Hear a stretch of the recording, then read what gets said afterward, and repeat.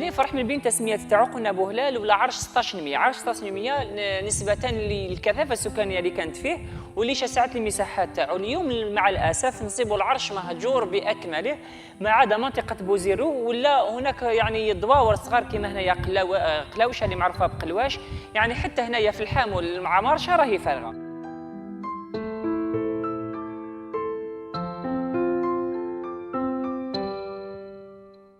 هو إذن أكبر عرش أمازيغي في المنطقة، يعرف بعرش بني فرحة، وينقسم العرش إلى 6 فرق أهمها بني بري وبني عيش حسب مصادر تاريخية.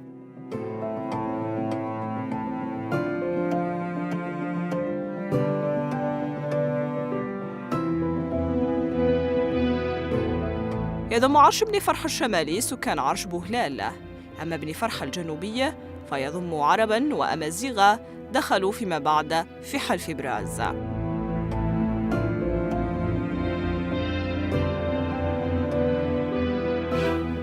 مرحبا بكم مازال في الاول هنا ذي العرش نواف فرح دوار بوهلال.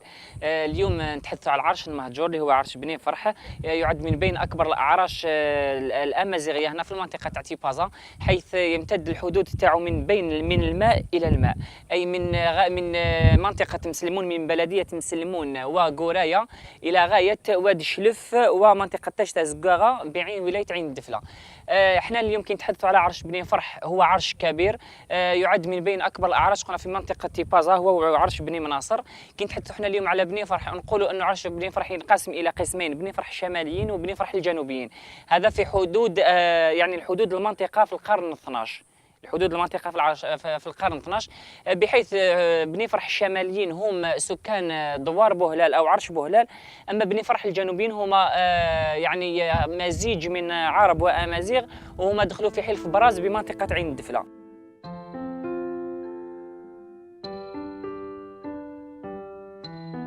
التقسيم الجغرافي الذي أحدث بعد ذلك في العديد من المناطق حد من منطقة بني فرحة، وبقيت تسمية بوهلال ملازمة لمدينة مسلمون.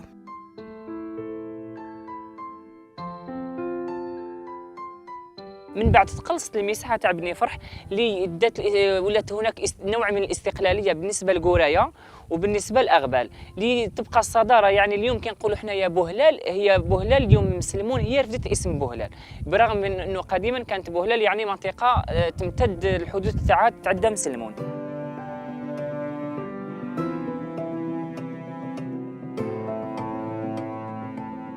هذا العرش يعرف كذلك بعرش 1600، وهذا نسبة للكثافة السكانية التي كانت موجودة هناك.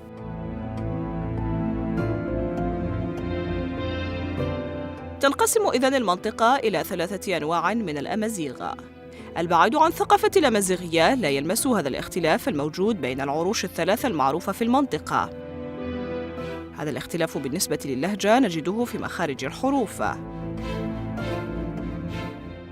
الفرق من ناحيه العادات والتقاليد، مثلا عرش بني فرح كانوا قديما حتى العروس تجي فوق العوده، يعني هذا كاين الناس اللي ربما تربط العرس التقليدي على مجيء العروس على الحصان هم سيدي معمر، لكن هي المنطقه كانت معروفه. مثلا من بين العادات اللي معروفه انه سكان عرش بني فرح في زفاف العروس في الحنه يديروا الملح. في المآتم معروفين خثانيك معروفين بالمدائح، مثلا كي يكون ولا كان مأتم يقولوا أدا الموت الغلابة غدي وين بابا، أدا الموت الغلابة غدي وين يما، يساد العظام الروح نجي اللوح ويغدوا لي وضع مجروح. يعني هي كلمات يعني اللي يكون يفهم اللهجة المحلية يحس. وكاين ولا اختلاف ايضا في الاعراس، مثلا احنا المنطقه تاعنا معروفه بغناء الدينان، يعني في الغناء كي تقولي الناحيه الغربيه يقول لك ستيل الدينان، الدينان يختلف من المنطقه الاخرى. اما الاختلاف من ناحيه اللهجه، احنا قلنا انه لهجه بني فرح هي نفسها لهجه بني مناصر، هي نفسها لهجه تيشنويين، لكن هناك اختلاف في مخارج الحروف ولا اختلاف طفيف في الكلمات، لانه هي لهجه احنا نسميوها اقبيليك. هناك الناس اللي تسميها بالشلحيه، كاين الناس تسميها بالشنويه. هي في الحقيقه الشنويه لهجه عرش ايشنويين، يعني نصيبوها في تيبازا، في الناظور، في سيدي موس. كانت بكري عرش ايشنوي يمتد حتى لسيدي راشد وبو هارون. نجيو لبني مناصر وبني فرح، هما سي سون دي كوزان اونتر لي دو تريبو. اللونغاج تاعهم حنا عندنا الياخ، حرف الياك الامازيغي تاعنا مفخم بحيث انه نقولوا اقبيليك. بني مناصر يقولوا اقبيليث.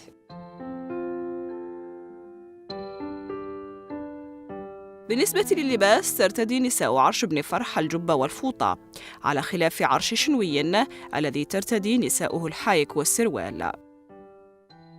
احنا اليوم النساء اللي راهم عندنا اللباس اللي يشفاو له يقول لك اقبيث اللباس، وكاين ثانيك السروال مدور. اقبيث اللباس هو لباس امازيغي من الحرير، يعني يكون يتصنف من قطعتين، مشكل من قطعتين. وهذا اللباس ايضا نصيبه في منطقه القبائل، في منطقه ازفون وبوزقان. هذا اللباس هو عباره عن اقبيث اللي هي بالعربيه جبه بالاكمام، لكن ما فيها تكون جبه عاديه. من بعد يزيدوا اللباس اللي هو جبه اخرى بدون يدين، يعني وتجي مطروزه شويه بهذاك يسفيفين، ويديروا الفوطه بلس الحزام تاع الصوف تكثوا المن، يعني يكون يتراوح الطول تاعها حتى ال 10 مترات حتى ل 14 متر. والمحرمه محرم تغرسيين. اللباس الاخر هو لباس ربما كانوا يلبسوه ايضا تحت الجبه، هو سروال مدور. كاين سروال يتلبس تحت الجبه، وكاين سروال يتلبس وحده، وهو ثانيك لباس محلي في المنطقه بلس الحايك. وقديما محسوب كاين ناس هذو كبار السن يشفاو على واحد اللباس هو اللي يسميوه الملحفث، هي تشبه الملحفه تاع الشاويه.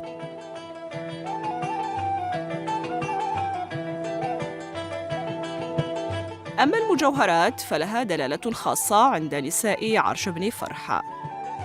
هذه القلادة التي تعرف بالدبلون لطريقة لباسها معان مختلفة. لكن الحاجه اللي تميز عرش بن فرح هو الدبلون. هو جوهر، كاين تاع الذهب وكاين تاع الفضه. هو الدبلون هو ظرف، حنا نسميوه محليا دبلول وظرف. كانت ترتديه العروس يوم الزفاف تاعها، يديروه لها هنا في الجبين تاعها ويجي مدور. اليوم في منطقه القبائل يسميوه ثياب الزيمث، حنا نسميوه دبلول وظرف. ترتديه العروس نهار يجيبوها عندما تزف الى بيت زوجها، ومن بعد يولي هذاك الدبلول وظرف رمز. والى المراه ستادير ولات انسات وزيدت افيك ان انفون، هذاك الدبلول الوظرف تولي تلبسه هنا في الجبين تاعها. وإلا زيد الطفله تولي تعلقه هنا.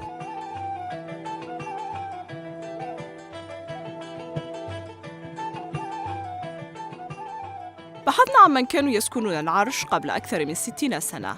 عمي محمد واحد ممن استطعنا الوصول إليهم، كان يعيش في عرش بن فرحة قبل 60 سنة من الآن. عادت به الذاكرة إلى سن 5، فسرد لنا بعضا مما لا تزال تحفظه ذاكرته.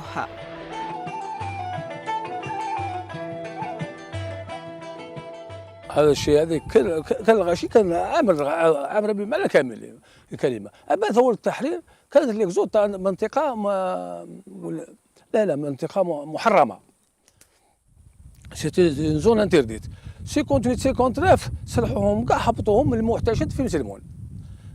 كان المحتشد في مسلمون، كانت زون انتي اوتوماتيكمون زون انتي تماك دخل يعني باللي باسي، ودخل باللي باسي تفهم مليح باش يعزلوا الثوره.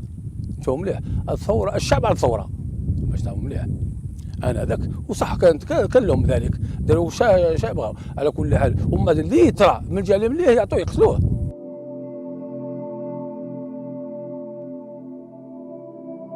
دلنا واحد من سكان المنطقة على هذين الزوجين اللذين شهدا عملية الترحيل القسري بين الاستعمار الفرنسي، وهما سيرويان لنا عن كل الويلات التي عاشها سكان هذا العرش.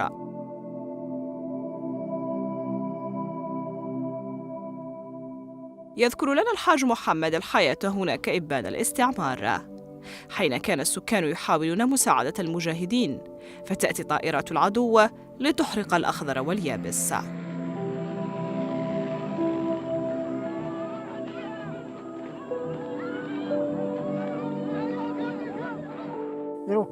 كي يدفوا طلعوا جاوا المجاهدين، كي طلعوا ولينا نخدموا زعما نخدموا معاهم، روح للبلاد جيب لهم الماكله، روح جيب لهم عمر الزوايل، جيب الزيت، جيب السكر، جيب هذيك. عيشناهم ورانا حارجين فرنسا. كي تخرج فرنسا عندك الريفيج كان عند مشماش الله يرحمه، كان ثما هذو يروحوا يجيبوا الحطب، يجيبوا كلش ثما يسلموا، كان ثما وحده تخبز الخبز، وحده تعمر لنا، وحده هكذا. حنا رانا حارجين نعسوا، واحد يعس في لاكريتي، هي واحد هي غير يشوفوها طلعت جايه، ومن بعدك نبداو نبرح نقول الله اكبر الله اكبر. ومن بعدك العسكر اللي راه ثما داخل يمل صواليه، كل واحد يشد طريقه يهرب باش ما يشدوهمش لداخل. يا بالنية نهار السنة يدفغن المجاهدين، السنة يدفغن وفانا يدنا في الساق بالبنت. السنة يدفغن ما كان والو، ما كان والو واش ناكل. نحوس نقخامنا نايمان الا الماكلتنا غاسن ولاش. 7 أيام خليت هذه تجي غراش ثنيدين، روح غير ريفيج مشماش، ريفيج كبير. وراهم ماني الا انت الكتيبات انت ندير ريفيج مشماش. عندنا ويقشوا نحال سي القلاوشه والرواده ارذا. عندنا ويا مان محل سق غزرين غاد، عندنا في ذي جديد ارذا. انير الماكلت، انير الجواز ذي قازار نتلاخ، ذي قرضال وقدير انت قرضالين نتلاخ نمسليهن. نهني نغنينين هذا لاغان اي عذن وعذن. ها الله اكبر الله اكبر. عرف اللي زرين فرنسا كيش نديرو؟ ماشي نير نهني نروحن انقي من شنين ما نروح. انا نرفد انا ويا اروخبك، انا نرفد توغيد النية التندين توغيه نوراندينش. انا في الكل انا ويروخ كنت لاباس عليا ماشي كما دروك. انا وج انا خمل اسال داسنا احوسن من تغذى في اللاقا سنشنون سن في اللاقا شنين تغذى هنا نغلالا في اللاقا تغذى دا في اللاقا غيري ما ساغرو يري ما سايج يري ما سايسو الزاذم التوند كلش نسجغرا والنق شنينا ستاسم اللبسه نتاعكم. زروك يجيو المجاهدين يخرجوا عند بابا يقولوا توكل 100 واحد كتيبه يوكلهم، يما ومرت عمي وقاعد يديروا لهم يدومانديو البغرير، الطعام، الخبز، الفطير، المبسس يوكلوهم. كي يروحوا ذوك المجاهدين تعاقب فرنسا ديروا النار للديار، قاع يحرقوا الديار، الحاجه اللي يصيبوها شابه يديوها. شحال قتلوا غير هكذاك 7 سنين تسمى قريب 7 سنين رانا في المحاين. 7 سنين 6 سنين والسابع سيدرا نغد فرنسا والو. هذاك البنت رفتها هك رايك سايش واونني قيسه هنديم السج وسي غدا من الراشتني. من بعد ما يدوسان رينا ندير الكاميوات هبطونا من سميان، حطونا هنا في مسلمون اكذاك في الغابه كما راه هذا داخل يخرج زعما هذا. كنتوا نساء ورجال؟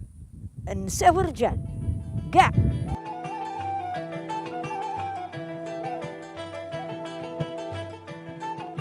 وهذه المنطقة تحديداً بأعالي غورايا عرفت معارك عديدة سقطت من ذاكرة التاريخ، لكنها لا تزال محفوظة في ذاكرة من عاشوها.